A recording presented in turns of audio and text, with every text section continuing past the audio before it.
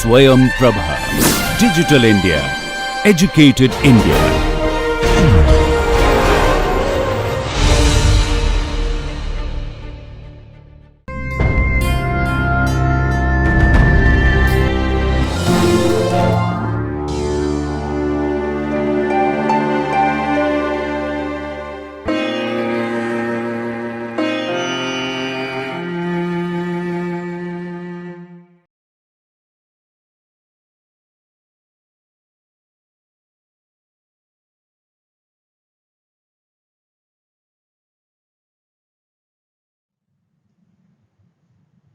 Hello students, this is Professor Ravin Zugade from Department of Chemistry, Rashtrasandra Tukadoji Maharaj, Nagpur University, and we were discussing about lanthanoids and actinoids.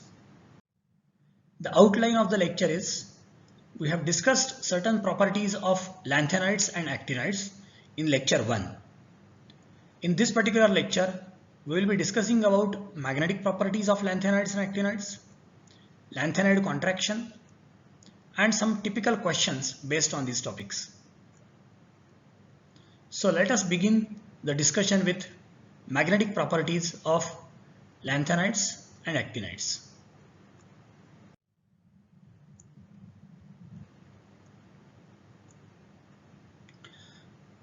While discussing the transition elements, we have discussed three types of magnetism, that is diamagnetism, paramagnetism and ferromagnetism. We have discussed that diamagnetism exists whenever all the electrons in the molecule are paired, whereas if there is a presence of at least one unpaired electron, then such substances are paramagnetic in nature. And if the unpaired electrons are aligned in one direction in a particular domain, then the magnetism will be of ferromagnetism type, which is an extreme case of paramagnetism. Also, we have discussed that electrons can align in the direction of applied magnetic field in two ways: by adopting the spin motion in the direction of magnetic field and by adopting the orbital motion in the direction of magnetic field. However, we have already discussed in case of transition elements that in case of the transition element, the orbital motion is completely quenched because of very strong interaction with ligands. However, in case of the f block elements, the f orbital is deeply placed, and as a result there is no strong interaction between the ligand and orbitals. Hence, there is always an orbital contribution to the magnetic moment. So, the total magnetic moment is the resultant of two components, which is given by mu s plus L, that is spin plus orbital, and which is given as under root of 4 s into s plus 1 plus L into L plus 1, where s is the total spin quantum number of all the electrons and capital L is the total azimuthal quantum number of all the electrons. However, in case of lanthanoids, the situation is not this simple. In case of transition elements, the orbital contribution, that is L into L plus 1, is totally 0, and hence what we calculate is the spin only magnetic moment, which is mu s, which is equal to under root of 4 s into s plus 1, or if we convert it into total number of electrons, we have seen that it is equal to under root of n into n plus 2. But in case of lanthanoids, the situation is a complex situation, and it leads to what is called as a spin orbit coupling, and because of this spin orbit coupling, a new total orbital angular momentum quantum number J is coming into the picture, which is equal to L minus S, where L is the total azimuthal quantum number and S is the total spin quantum number. This formula is used when the subshell is less than half filled, while this J equal to L plus S when the subshell is half filled or more than half filled. The mu effective, that is the effective, or what we call as after spin orbit coupling, the effective magnetic moment, it is mu effective or sometimes represented as mu J, is now equal to G into under root of J into J plus 1. This J is obtained from here, and G is called as the Landé splitting factor, which is given by G equals to 1 plus S into S plus 1 minus L into L plus 1 plus J into J plus 1 divided by 2J into J plus 1. Now once we know the values of S, L and J, we can calculate G. Putting the value of G and J in this equation, we can calculate the effective magnetic moment for lanthanoid elements or the ions of lanthanoid series. These are the observed magnetic moments of tripositive ions, and calculated magnetic moments also match with them. If we see this dashed line represents the spin only magnetic moment, as similar to what we have calculated in case of transition elements. This spin only magnetic moment depends on number of unpaired electrons, and we know that when we go from lanthanum to gadolinium, the number of unpaired electrons go on increasing. For cerium it is 1, for Pr it is 2, for Nd it is 3, for Pm it is 4, for Sm it is 5, for Eu it is 6, for Gd it is 7, and after 7 unpaired electrons, the 8th electron pairs up. So in case of Tb, the spin only magnetic moment will go on decreasing, and it decreases and reduces to 0 in case of Lu, where there is no unpaired electron. So this dashed line represents the spin only magnetic moment, whereas this line or this curve represents the orbital contribution to magnetic moment. So after spin orbit coupling, by using the value of J, we can calculate the magnetic moments, and these values are represented by this curve. Now if we see the values, the calculated values of magnetic moment and observed values of magnetic moment for lanthanum and other lanthanides have been shown over here in +3 oxidation state. Now we know that most of them, they exist in +3 oxidation state, and in +3 oxidation state, the value of magnetic moment calculated by considering the spin orbit coupling, these are the values which are calculated values, and these are the values which are observed through experimental data. Now we can see a few important observations over there. First thing is that if we see the calculated as well as observed magnetic moment of lanthanum, it is 0. Both the values calculated or observed, quite obvious because it is a F0 system and there is no unpaired electron. Similar is the case with lutetium. In this there is 4F14 system, and so there is no unpaired electron, hence the magnetic moment is expected to be 0 and observed to be 0. But there are two elements in which there is a complete mismatch of calculated and observed magnetic moment. The first one is europium, where the calculated magnetic moment is coming out to be 0 even by using the spin orbit coupling phenomena, whereas the observed magnetic moment is much higher than that. It is 3.4 to 3.6, representing that about 3 unpaired electrons are present, whereas in this case the calculated magnetic moment is coming out to be 0 after considering the spin and orbital contribution. Similarly, in case of samarium, the calculated magnetic moment is 0.84, whereas the observed magnetic moment is coming out to be 1.5 to 1.6 boromagneton. Now what is the reason? Now in case of europium or samarium, the spin orbit coupling constant is only 300 centimeter inverse. Now what is the meaning of this? It means that the energy gap between the ground state and excited state is very small, and since the energy gap is very small, the room temperature itself is sufficient to excite the electrons from ground state to excited state. That is, now there are electrons in the ground state as well as excited state, and these calculations are based on the ground state electronic configuration. It does not take into account the electrons present in the excited state. Hence, if the electrons go to excited state, they remain unpaired. And if they are unpaired, then the observed magnetic moment will be definitely more than the calculated magnetic moment. That is the speciality of these two elements. If we see, all of these elements are paramagnetic in nature except lanthanum in +3 oxidation state and lutetium in +3 oxidation state, which are having zero magnetic moment. An important topic called as lanthanoid contraction or lanthanide contraction. Now we know that when we go from left to right in a periodic table, then the atomic or ionic radius goes on decreasing. Whereas when we go down the group in the periodic table, the atomic radius goes on increasing. Now there is a speciality of lanthanides that lanthanides are placed in the same group and same period. So what is happening in case of lanthanide?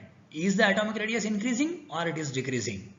Now it has been observed that there is a very small and steady decrease in atomic radius or ionic radius in the lanthanide series with increase in atomic number. And this particular property is called as lanthanoid contraction or lanthanide contraction. This is a graph showing the atomic radius as a function of atomic number from lanthanum, atomic number 57, to lutetium.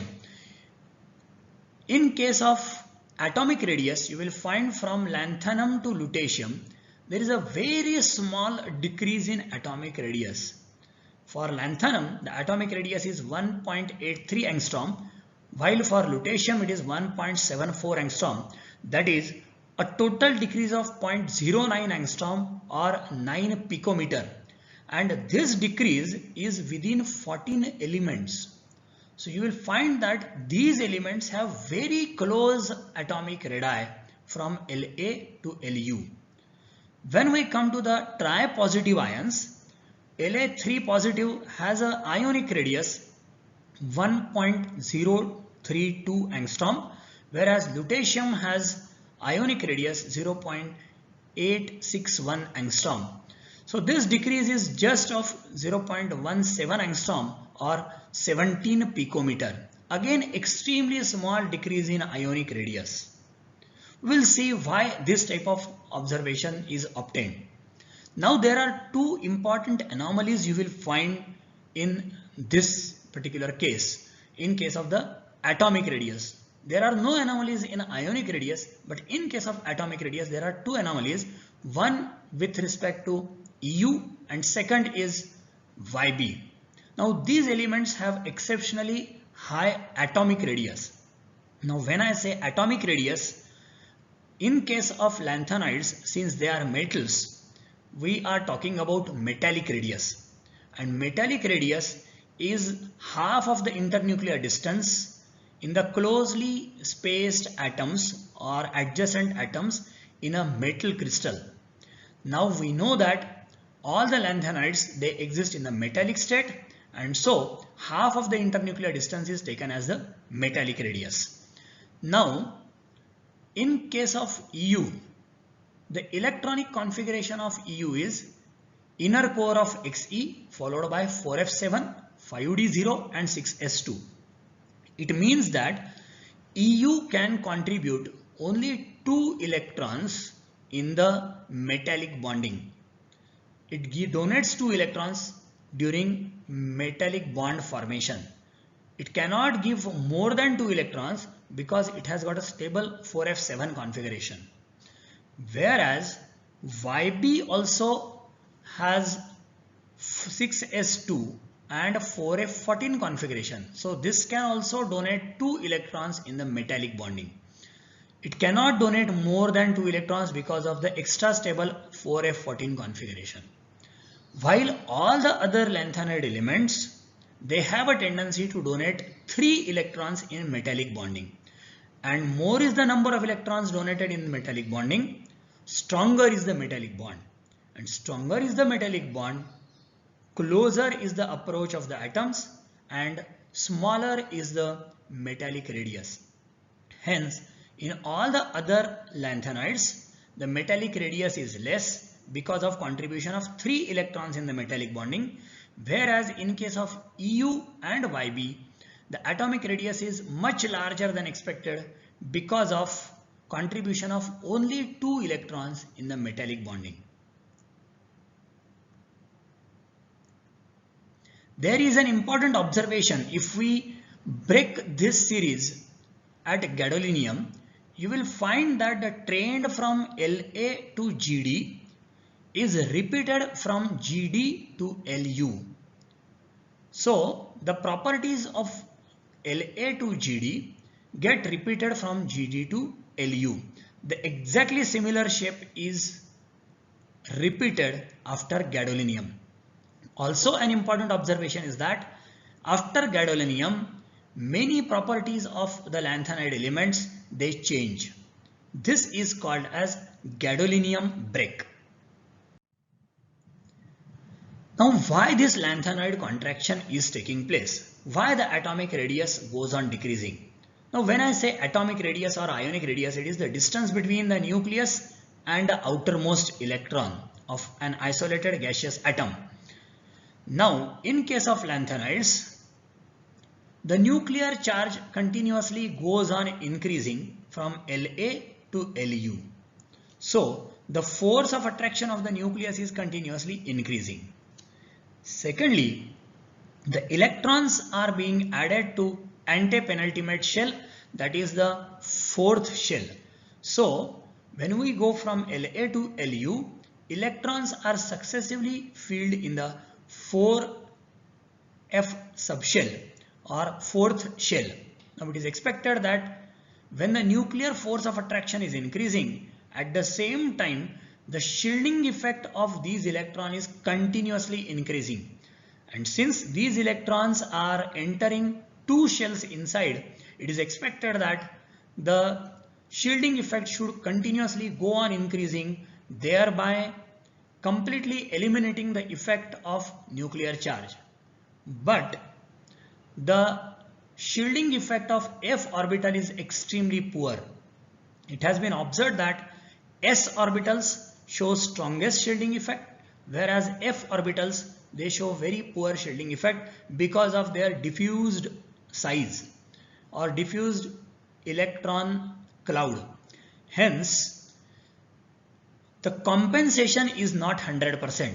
So whatever is the increase in the nuclear charge is not compensated by the shielding effect. As a result, with increase in nuclear charge, the force of attraction goes on increasing and the atomic radius goes on decreasing, and that's what we call as lanthanoid contraction. Now, because of lanthanoid contraction, there are certain important effects observed on the post-lanthanide elements as well as the lanthanide elements. We will discuss what are the consequences of lanthanoid contraction. The very first consequence is on the atomic radii of post-lanthanide elements. What are post-lanthanide elements? They are hafnium, tantalum, tungsten and so on. So, what is the effect of lanthanide contraction on the properties of the post-lanthanide elements? That we are going to discuss.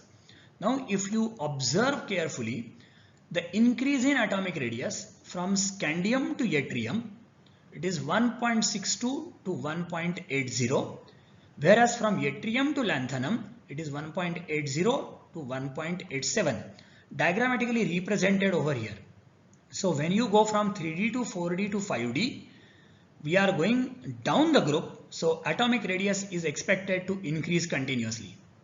But when we go to the next triad, that is titanium, zirconium and hafnium, from titanium to zirconium there is an increase in atomic radius, but from zirconium to hafnium the atomic radius is almost constant. In fact, it has been found to be slightly less than zirconium.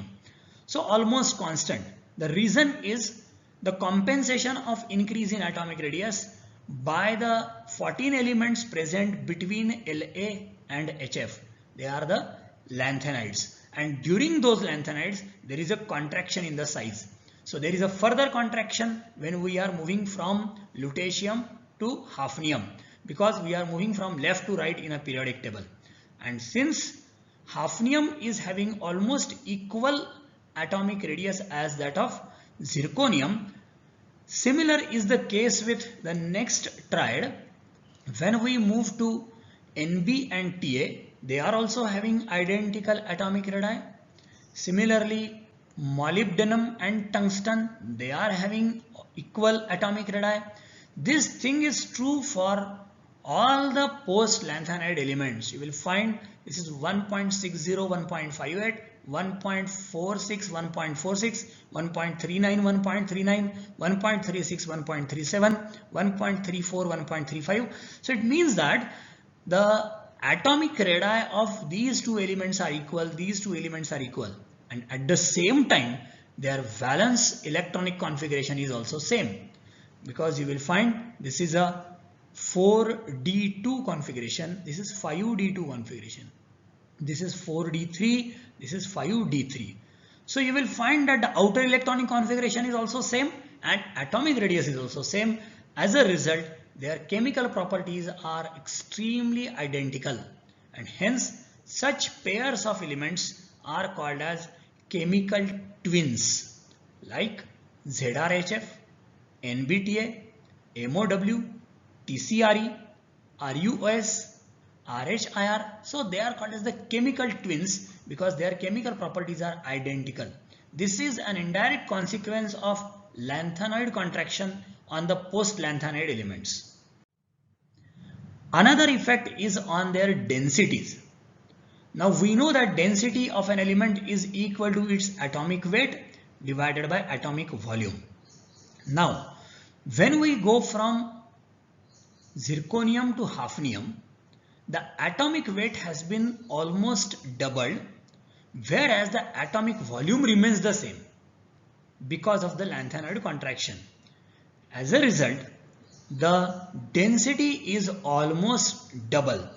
This is true in case of NBTA also. You will find the density of NB is 8.4, whereas for Ta it is 16.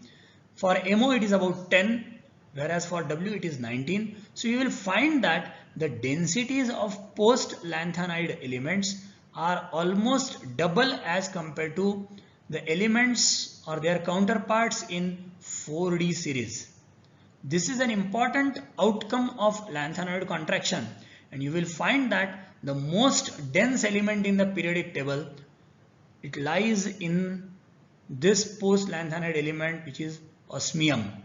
So we will find that Re, Os and Ir, they are having very high, and similarly Pt, they are having very high density values. You will find it is, when I say 21, it means that it is 21 times heavier than water. Another consequence of lanthanoid contraction is on the basic strength of hydroxides of lanthanoids. Now this is a effect of lanthanoid contraction on the lanthanoid elements itself. Now what is a hydroxide of lanthanum? Lanthanides have a tendency to form hydroxides in +3 oxidation state, and the general formula of these hydroxides can be represented as LnOH3, where Ln stands for lanthanum element. It can be from anything from Ce to Lu. Now when we go for a bond formation between Ln and OH, now it's an ionic bond. It's a bond formed between Ln3 positive cation and OH negative anion. Now when the bond formation between Ln and OH takes place, now this has this positively charged ion or cation has a very strong tendency to attract this electron cloud towards itself. This leads to a phenomena called as distortion in the shape of anion, and this distortion in the shape of anion caused by the attractive force of cation is called as polarization. Now there is an induced polarization in the anion, which is a OH minus ion caused by Ln3 positive ion, and when the degree of polarization goes on increasing, it leads to slight overlapping of the orbitals, and now the bond becomes partially covalent. It means that whenever there is a strong polarization, the ionic bond goes on changing slightly towards covalent nature. So as the polarization degree goes on increasing, the covalent nature of the bond goes on increasing. And this is governed by the size of the cation. Smaller is the size of cation, more is its polarizing power. And more is the polarizing power, more is the degree of polarization, and more is the degree of polarization, more is the covalent character. And if the covalent character between Ln and OH is more, then release of this OH minus ion becomes difficult, and as a result the basic strength of this hydroxide goes on decreasing. In other words, when we go from LaOH3 to LuOH3, the size of this cation goes on decreasing due to lanthanide contraction, and since the size of cation goes on decreasing, its polarizing power goes on increasing. So degree of polarization increases and covalent character increases. As a result, the basic strength goes on decreasing from LaOH3 to LuOH3. Some other consequences of lanthanide contraction include the increase in electronegativity from La to Lu. We know as the size goes on decreasing, the electronegativity will go on increasing because of stronger attractive forces. Similarly, there is a slight increase in the reduction potential from La to Lu due to lanthanide contraction. We have seen that the transition elements have a very strong tendency to form complexes, but lanthanides, they have a very rare tendency to form complexes, and the complex formation tendency is minimum in case of La3 positive, whereas it goes on increasing up to Lu3 positive due to decrease in ionic size, which leads to increase in force of attraction between metal and ligand. Another important outcome of lanthanide contraction is separation of lanthanides is possible on the basis of the size difference of the ions. This we are going to discuss in details in the next topic. Now let us see how this lanthanide contraction can be used as a tool for separation of lanthanoids. There are 3-4 important properties of lanthanoids which make their separation very difficult. All the lanthanoid ions, they exist in nature or occur in nature simultaneously in most of their ores. The common ores of lanthanoids are monazite, bastnäsite, euxenite, gadolinite, cerite, etc. And in most of these ores, almost all the lanthanoids, they exist simultaneously, or many of them exist simultaneously. So their simultaneous existence. It means that if I want a particular lanthanide atom or ion, I will have to separate it from the other lanthanoids. Secondly, mostly all of them exist in +3 oxidation state. So you cannot separate them on the basis of their oxidation states. Thirdly, we have just now seen that they have similar ionic radii. A separation of very small ionic radius from La to Lu. A very small decrease in ionic radius is there. And fourthly, most of their chemical properties are same. It means that separation on the basis of chemical properties is very difficult. So these are the problems normally which we come across in the separation of lanthanoids. Now we will discuss an important method of separation of lanthanoids, which is called as an ion exchange method.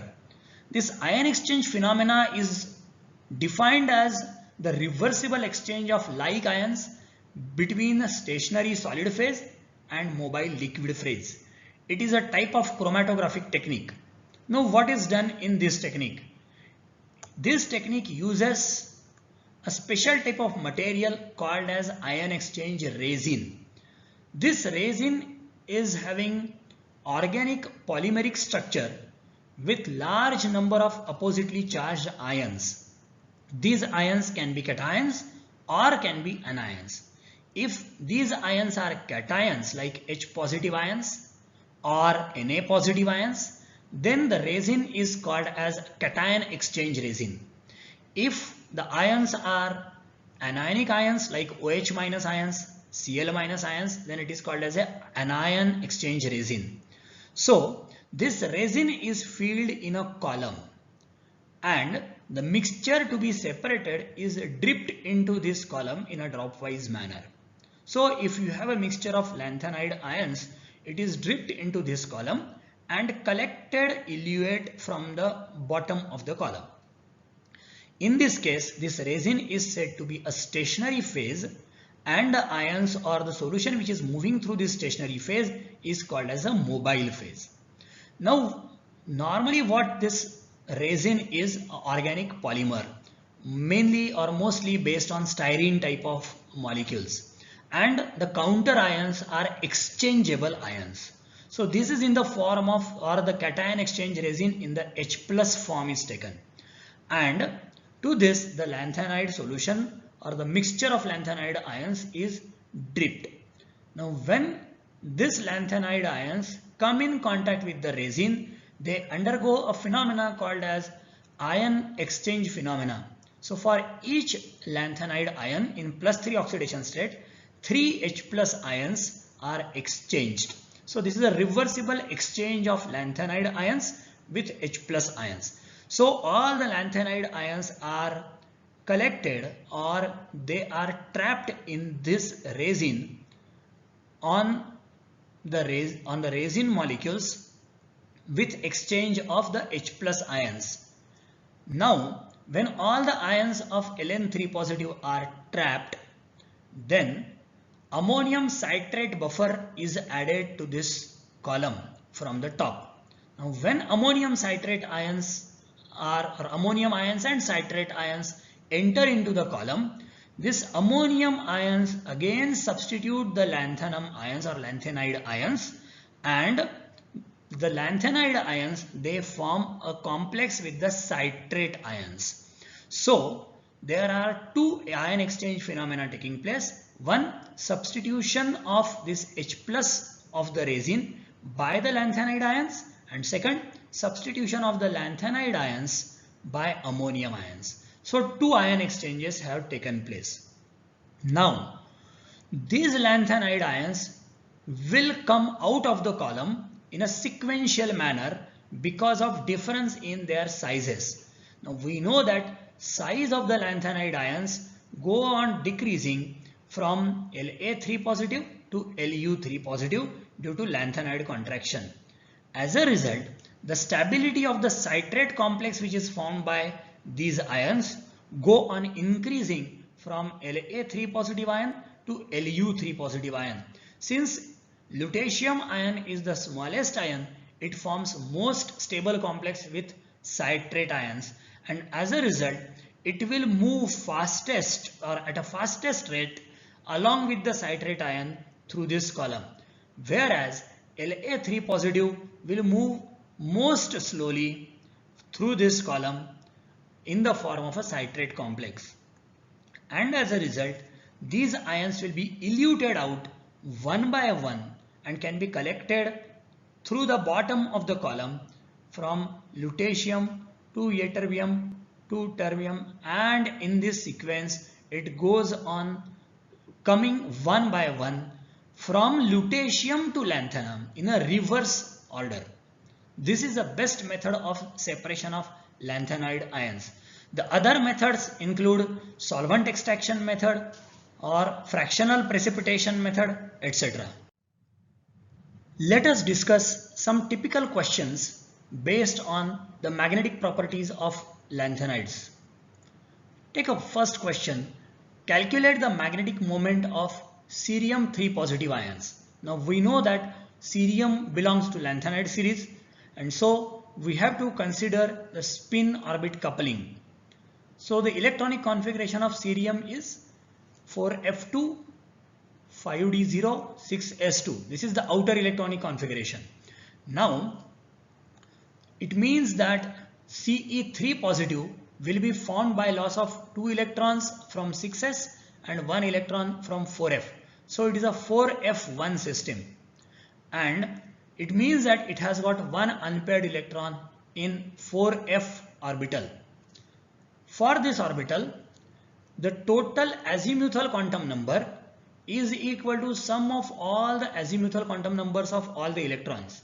Now since there is only one electron, the total azimuthal quantum number comes out to be 3. Whereas the total spin quantum number is coming out to be 1/2 or 0.5.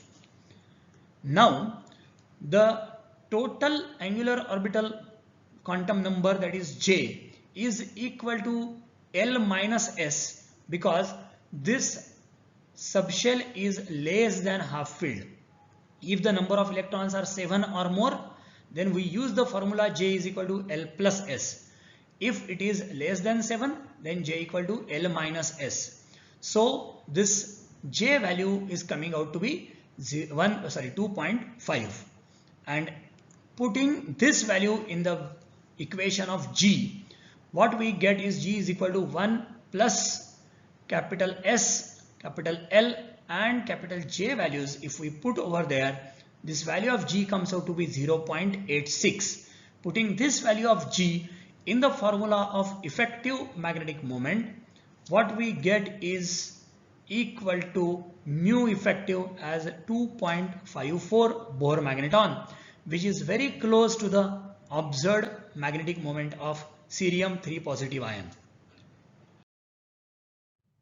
Take one more example. Let us calculate the magnetic moment of gadolinium 3 positive ion. Now gadolinium is a 4f7, 5d1, 6s2 system, and 3 electrons are lost while forming Gd3 positive ion, so it is a F7 system. And since it is a F7 system, all the electrons are unpaired, and the total azimuthal quantum number will be 3 for this electron, 2 for this electron, 1 for this electron, 0 for this electron, -1 for this electron, -2 for this electron, and -3 for this electron. Adding them together, what we get is capital L equal to 0, and capital S is sum of all the spin quantum numbers coming out to be 3.5. Putting this value in J, what we get is J is equal to again 3.5. Getting the value of Landau splitting factor, G equals to 2. And putting this value of G and J in the equation of effective magnetic moment, what we get is effective magnetic moment as 7.93 Bohr magneton, which is very close to again calculated value of magnetic moment for gadolinium. It means that there is going to be a contribution of spin as well as orbital motion in deciding the magnetic moment of these lanthanide elements. To summarize this topic, we have seen that mostly the lanthanide elements are paramagnetic in nature due to presence of unpaired electrons. The magnetic moment can be calculated taking into account both the spin motion as well as orbital motion. There is extremely small decrease in atomic radius as well as ionic radius from La to Lu, and it is called as lanthanide contraction. This lanthanide contraction is due to increase in the nuclear charge and poor shielding effect of f orbitals, and lanthanide contraction affects properties of lanthanides as well as the post lanthanide elements. Also, it is possible to separate the lanthanide elements from their ores because of the change in their atomic or ionic radii on the basis of the lanthanide contraction property. This is all about lanthanides and actinides. Thank you very much.